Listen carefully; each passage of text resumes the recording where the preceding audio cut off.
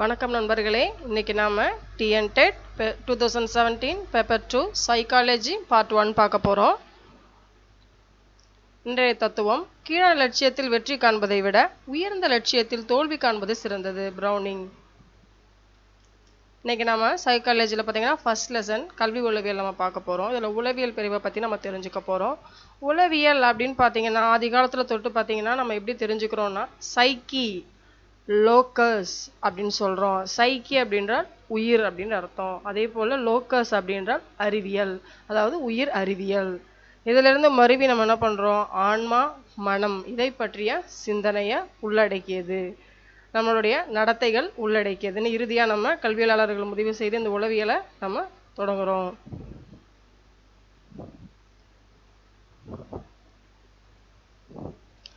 அடுத்தபடியாக பார்த்தோம்னா உளவியல் தோற்றம்னு பார்த்தீங்கன்னா ஒருத்தர் சொன்னாங்க நாங்கள் மனம் சம்மந்தப்பட்ட ஆராய்ச்சி செஞ்சோம்.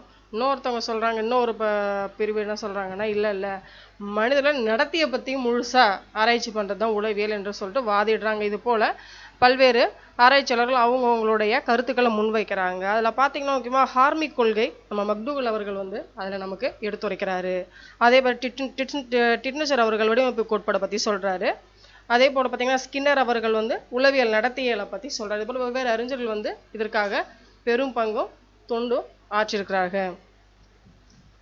கல்வி உளவியல் பார்த்தீங்கன்னா இது மாதிரி அறிஞர்கள்லாம் சேர்ந்து தோன்றாச்சு. அவர்கள் ஒரு முறையை தொகுத்து நம்மளுக்கு வெளியிட்டாங்க. அதில் பார்த்தீங்கன்னா கல்வி உளவியல் முறைகள் அப்படின்னு சொல்லிட்டு 9 முறைகளை நம்மளுக்கு முன்மொழிகிறாங்க.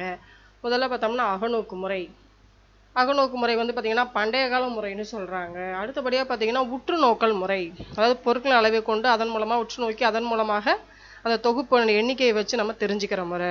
அடுத்தபடியாக வாழ்க்கை துணுக்கு முறை. அதுக்கடுத்தது பார்த்தீங்கன்னா கள ஆய்வு முறை. அதற்கடுத்தபடி பரிசோதனை முறை. அதற்கடுத்தது வளர்ச்சி முறை, தனியால் ஆய்வு முறை, வினா வரிசை முறை, வேற்றுமை முறை. இது போன்ற முறைகள்லாம் கொண்டு என்ன பண்ணுறாங்கன்னா நம்மளுடைய அந்த உளவியல் சம்பந்தப்பட்ட குறைகளையும் நிறைகளையும் மாணவர்களிடம் நம்ம தெளிவாக அறிஞ்சிக்க முடியும். உளவியல் பிரிவுகள் அப்படின்னு நம்ம பார்த்தோம்னா, அதாவது இதுக்கு முன்னாடி வகைகள் நம்ம பார்த்தோம், முறைகள் இருக்கிற வகைகள். இது பார்த்தீங்கன்னா பிரிவு, உளவியல் என்னென்ன பிரிவுகள்லாம் அடங்கி இருக்குது அப்படின்னு பார்த்தோம்னா, பொது உளவியல் இது ஜென்ரல் ஆஃப் பெரியவங்க சின்னவங்க இல்லாமல் அனைத்து பிரச்சனைகளுக்காக சொல்கிறதும் பொது உளவியல் நம்ம சொல்கிறோம். அடுத்தது குழந்தைகள். இது பார்த்தீங்கன்னா எக்ஸப்டிவ், அதாவது குழந்தைகளில் மட்டும், அதாவது குழந்தைகள் நெறிப்பழத்தன்மை காணப்படுறது, அவங்களுக்கு குறைபாடு காணப்படுதுன்னும் போது மனவியல் அடிப்படையில் கொடுக்கப்படுறதுக்காக உருவாக்கப்பட்டது இந்த குழந்தை உளவியலுங்கிறது. அடுத்தபடியாக பார்த்தீங்கன்னா நெறிப்பிழல் பார்த்தோம்னா, அதாவது வழி தவறி சமயத்தில் சீர்கேடான அந்த பழக்கங்கள், அதாவது முரண்பாடான பழக்கம், அதாவது அடிதடி அப்படின்னு போகிறாங்களே அந்த மாதிரி தவறான வழிகளுக்கு போனால் அதை சரி பண்ணுறதுக்காக இந்த நெறிப்பிறல் உளவியல் உருவாக்கப்பட்டது. அடுத்தது பார்த்தீங்கன்னா உடற்கூறு அப்படின்னு பார்த்தோம்னா நம்மளுடைய உடல் வளர்ச்சி அதெல்லாம் சம்மந்தப்பட்டது. அடுத்தது ஒப்புமுறைன்னு பார்த்தாங்கன்னா மேல் கீழ், அதாவது இது சிறந்தது இது சிறந்ததுன்ற அப்படிங்கிற ஒப்பு முறையை காட்டி அதன் மூலமாக சரி பண்ணுற ஒரு பிரிவு. அடுத்தது சமூக உளவியல் பார்த்தா நம்ம சுற்றி நடக்கிற அந்த சமூக செயல்களை ஒரு உண்மையாக காட்டி அதன் மூலமாக கொண்டு வரப்பட்ட உளவியல் பிரிவு. அடுத்தபடியாக நடைமுறை இப்போ பயன்படுற வகையில் இருக்கக்கூடிய அந்த பிரிவுகள். இதான் பார்த்தீங்கன்னா நம்மளுடைய உளவியல் பிரிவுகள்.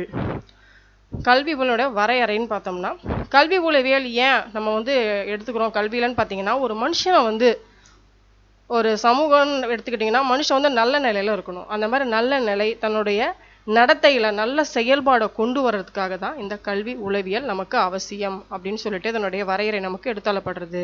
இதனுடைய தன்மை அப்படின்னு நம்ம பார்த்தோம்னா, இதை நம்ம தெரிஞ்சுக்கிறதுனால, அதாவது தவறான வழிகள் இருந்தால் சரியான வழிக்கு அழைத்து செல்லப்படுறது, கல்வியில் பார்த்தீங்கன்னா சிறந்து விளங்குறபடி செய்கிறது, சமூகத்தில் ஒரு நல்ல அந்தஸ்து கொண்ட ஒரு நிலைக்கு தள்ளப்படுது. இதெல்லாம் பார்த்தீங்கன்னா இந்த தன்மையில் நம்ம காணப்படும். அதனுடைய வரம்புன்னு பார்த்தோம்னா, இதனுடைய வரம்பு எந்த அளவு காணப்படுதுன்னு சொன்னால், செழிந்த ஒரு நல்ல சமூகத்தை உருவாக்குறதுக்கு முக்கியமான ஒரு கருவியாக நமக்கு செயல்படுது அப்படிங்கிறத நம்ம மறுக்க முடியாத உண்மை. இந்த உளவியல் மூலமாக பார்த்தீங்கன்னா ஒரு மாணவன் எந்த அளவுக்கு நல்ல அதிகபட்ச உயர் வரம்பில் திகழ முடியும் அப்படிங்கிறத நம்ம இதன் மூலமாக அறிய முடியும். ஆசிரியருக்கு இந்த கல்வி உளவியல் ஏன் அப்படின்னு பார்த்தோம்னா, ஒரு வகுப்பறையில் மாணவர்கள் பார்த்தீங்கன்னா எல்லாரும் ஒரே மாதிரி இருக்கிறது கிடையாது. சில மாணவர்கள் சுறுசுறுப்பாக ஊக்கத்தோடையும் காணப்படுவாங்க. எப்போ நம்ம சொல்கிற விஷயத்தை டக்கு டக்குன்னு உள்வாங்கிடுவாங்க. அவங்க சொல்கிறத கேட்டு என்ன பண்ணுவாங்க, உடனே அதற்கு உண்டான பதிலும் டக்கு டக்குன்னு சொல்லுவாங்க, புரிஞ்சுக்குவாங்க. ஆனால் சிலர் பார்த்தீங்கன்னா தன்னுடைய செயல்பாடுகளை பார்த்தீங்கன்னா ரொம்பவும் ஸ்லோவாக செய்கிறவங்களா இருப்பாங்க. அப்படிப்பட்ட மாணவர்களை இனம் காண்றதும் ஒரு ஆசிரியருடைய கடமை தான்.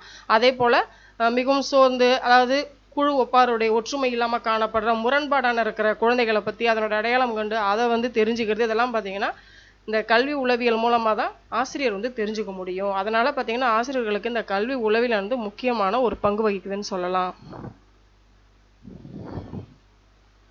இந்த கல்வி உளவியலில் பார்த்தீங்கன்னா சில அறிஞர்கள்லாம் பார்த்தீங்கன்னா அவங்களுடைய சோதனையை முன் வச்சுருக்காங்க. இந்த சோதனைகள் நம்ம வந்து சோதனைகளும் அதற்குண்டான ஆசிரியர்களையும் நம்ம படித்து தெரிஞ்சுக்கிறது ரொம்ப நல்லது.